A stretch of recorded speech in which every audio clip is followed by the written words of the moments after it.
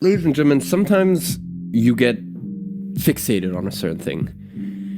And when you get fixated on a certain thing, you almost dig yourself a little bit of a hole. And it's hard to admit that you were wrong.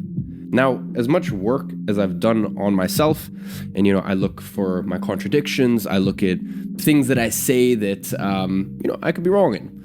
This one was a really tough one to let go of because I was so dead set that if you can't close a client on that first call, there's something wrong with you. That client is not going to sign. I was wrong. So, with no further ado, let's get straight into this module.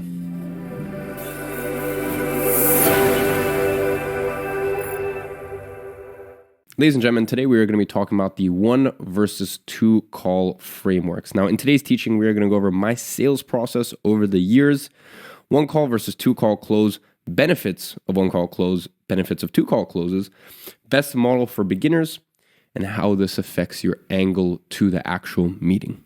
Now, first things first, let's talk about the evolution of my sales process. Ladies and gentlemen, my philosophy in 2018 and 2019, well, actually also 2017, but 2017, 2018, 2019, I guess the reason I say 2018 and 2019 was that's when I went full Zoom calls, right? Like I went full remote, even clients in the UK, I would still do the call via Zoom.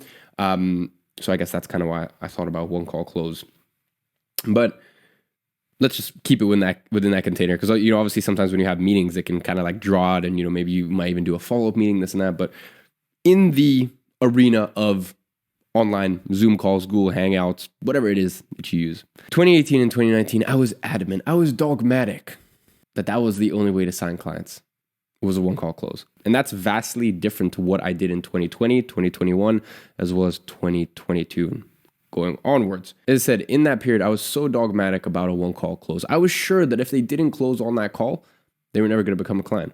And there's still a lot of merit to that. And in a lot of cases, I believe that's correct. But I guess I didn't fully differentiate the difference between a call and an offer. So real quick, let me just talk about the evolution of my sales framework. In 2017 and 2018, I followed a very strict script, okay? And I stuck to that. It was a 1 call close framework. If that client did not close on that call to me, they were never gonna become a client. And I didn't really even bother that much with follow-up. Then in what happened at the end of 2018, I remember it was somewhere around December, I think I just got a little cocky. And for the next year, I still followed that 1 call close framework, but with a loose script. And I'd say out of my entire sales journey, that was probably my worst period. Even though I was signing amazing clients, I was signing high retainers, I know for a fact I could have pulled in so many more clients if I wasn't just such a cocky little shit. And it wasn't like, I didn't think I was the best salesperson on earth. And, I've always said sales is probably actually one of my weaker points. I'd say so. I don't know. But anyways, I'd never consider myself a sales expert or this or that. I guess in the domain of agency sales these days, I'd say I'm pretty sharp when it comes to it. But as I said, especially back then, I didn't consider myself a sales expert or anything like that. The reason I call myself slightly cocky is just because I think at the end of the day, when you think that you can just have no process and, it's just going to go fine. And in all fairness, maybe when you've been doing sales for 15, 20, 25 years, maybe. But I wasn't at that place, or at least I didn't have the framework. The framework I use now with the 2 call close, it's a lot less, it allows for more flexibility, right? I don't need to be so strict with the sales process now that I use this 2 call close framework, and especially the way that I do things, in terms of the way that I actually use a presentation, and 50% of it is sort of pre-made and the other 50% is off the cuff. We'll get into this, in just a second and later on in following modules, but as I said, I went from a strict 1 call close to let me just kind of follow the framework, but kind of loose script 1 call close. And that was my worst period for sure. Then I went to a 2 call close with script. So it would just be same thing, like no presentation, nothing like that. 2 call close with script, okay? And I was taking both calls, right? And that's when things really started tying up again. And I could tell that, I felt very on top of my sales. Then the last final iteration that we've had is a 2 call close framework with script as well as slides. So the way it works is all prospects, they have a 15-minute demo call with Danny, my CMO. And in that, he'll go through the 15-minute demo presentation. Okay.